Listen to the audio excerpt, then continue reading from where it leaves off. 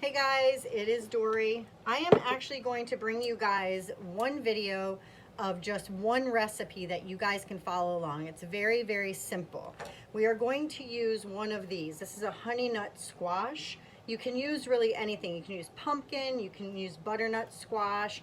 We just prefer this type, and we went ahead and cubed it all. And then this has just been, we had to, of course, peel it. And then we cubed it, and this has been sitting in the refrigerator overnight. I'm gonna take you guys by each step, and first we're gonna do the dry ingredients. So in here I have 1 cup of, we use New Naturals, it's oat fiber. And then we used 1/4 cup of almond flour. I whisked that together. And then to this, I am going to be adding 1/4 cup. I use lakanto powdered sweetener. It's powdered erythritol. It's monk fruit. And we're going to use right at 1/4 cup. Then I'm going to be using a teaspoon of xantham gum.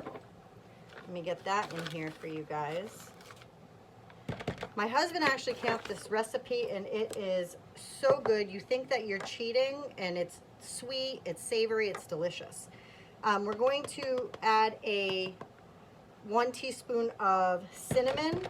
I, of course, love the cinnamon from Costco. And then I'm using a little bit of pumpkin pie spice, and I'm also going to go in with a teaspoon of that as well. Now we are just going to whisk this together and incorporate it just right here in a bowl. Very, very simple. Once you feel like there's all the bumps out of there and you feel like it's well incorporated, we're gonna stick the cubed squash into it. Now there is a lot of water in here from it sitting, so I'm actually going to just spoon it out like this. We're just going to cover all of it in this bowl. Just a little bit of moisture, not a huge amount, but enough that we can scoop it out. And I'm just going to lightly put it all over the squash, kind of like breading it, but this is a very light mixture. So once you have this all breaded, you are going to start a small pan, just small. You don't want to do this all at once. You want to do it in batches.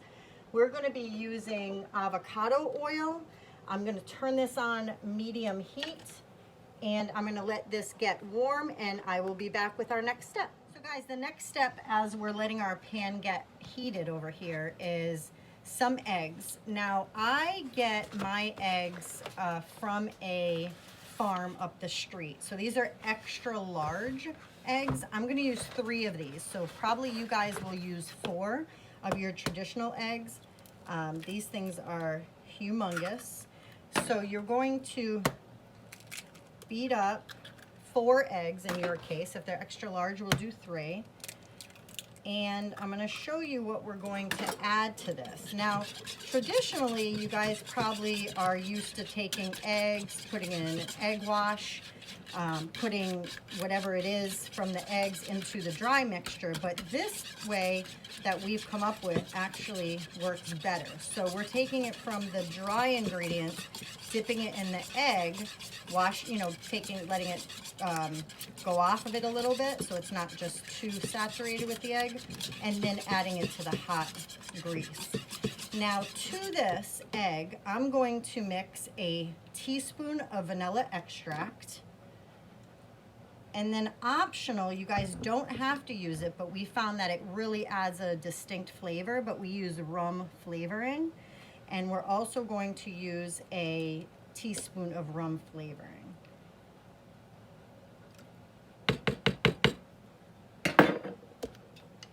Let me just whisk that together, make sure that that's incorporated. We're still waiting for our pan to get hot enough for our liking and how we're going to fry it up. So I'll be back with our next step. So for this part, I'm going to have my husband take over because he's a little bit better at differentiating how much egg to put on them before they go into the pan. Just want to note that we did add a little bit of avocado oil to the pan, and then we added coconut oil. All right. So let's see if we can't show you. No, you won't really be able to see the egg, but basically there's a bunch of egg in there. You can kind of see, and we're just dropping them in, and you can do multiple at a time. That's even a good idea. You can use your hand. Got to work kind of quick though, because the oil's already starting to smoke.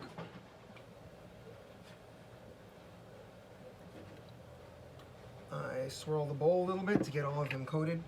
Then I'll use a fork, pull it up, drop it in, and the idea is you want the oil to cover about halfway.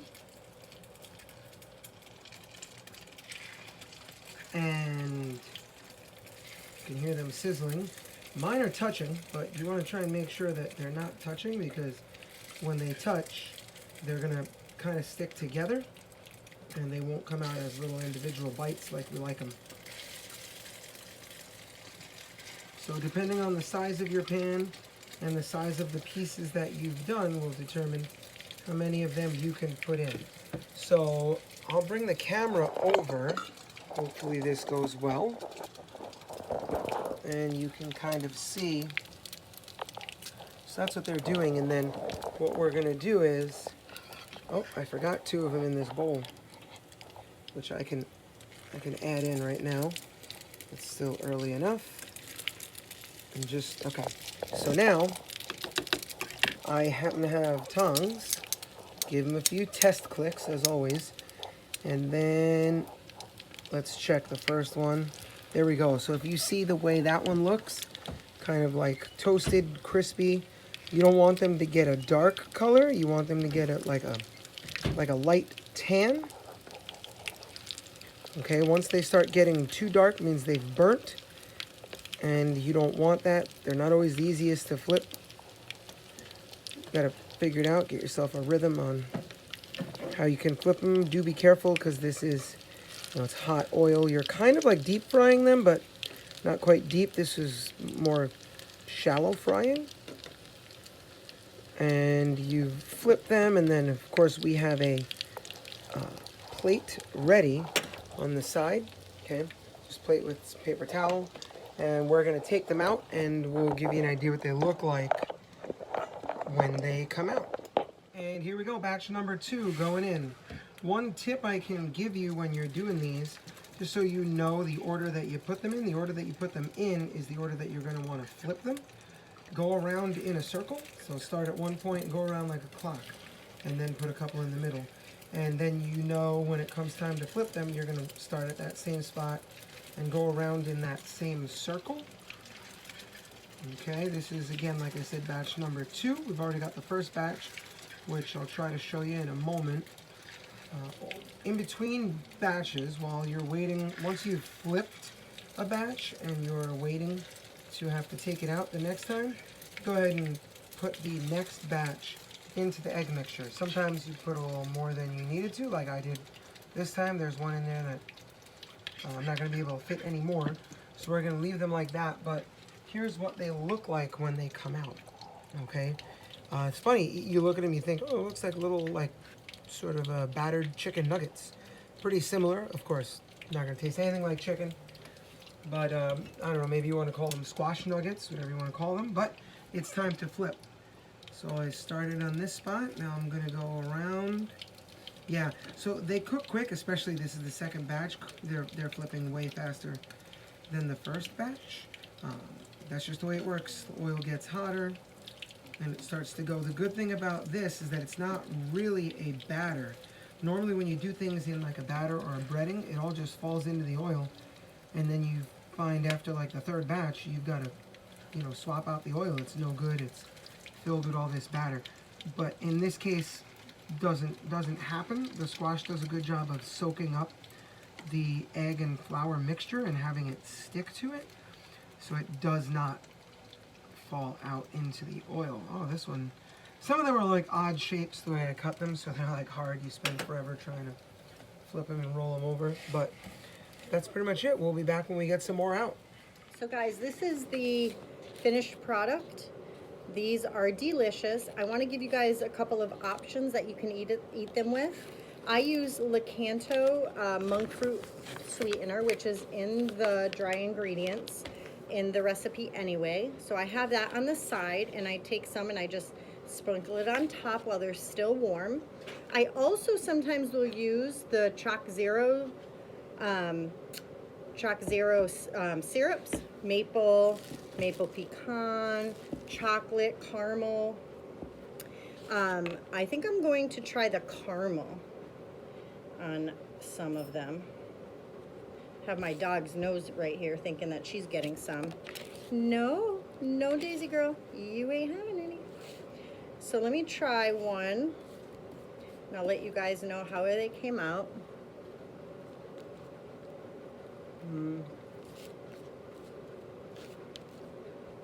They taste like French toast. So if you have a craving for French toast, this would be something that would be great to have. I only eat a little bit of it. I don't eat a lot, but it is squash, Chalk Zero, of course, and lakanto powdered sugar. Has virtually no carbs and doesn't impact your glycemic index or anything. Doesn't spike your insulin. One thing I do want to mention, since this is at the end of the video, and I will post it below, is in the beginning we forgot to tell you that after we cut this up into cubes, we did slightly steam it.